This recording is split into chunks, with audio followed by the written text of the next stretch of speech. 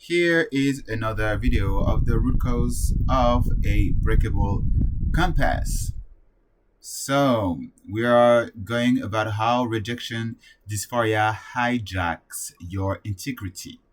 So, one pattern of how it happens is a perceived slight, so something tiny, then a criticism, then your brain amplifies the pain to a catastrophic level. So this and then it overwhelms you with fear and shame, or like and you abandon your stance to stop the pain.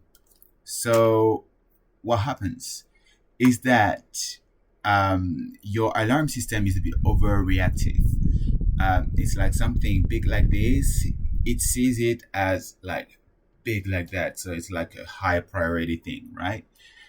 It's like a small spark is seen as a massive fire that needs to be stopped right now. This is a dysphoria. You see it like in a dysmorphia way.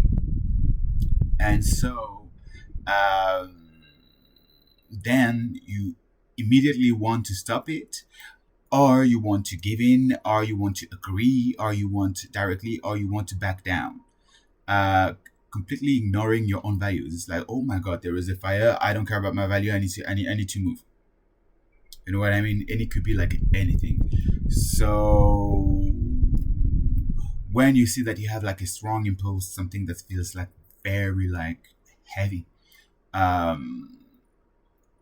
ask yourself what are the objective facts, for instance, and try to see what is the story that you're telling yourself around those facts. It's like the small spark. What is the story that you're telling around yourself? That you're telling yourself around these facts.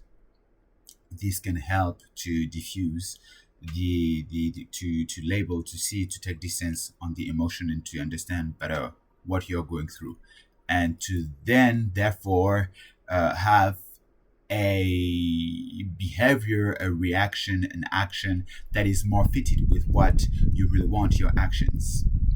So here is one possible root cause of you abandoning your own values, which is rejection dysphoria.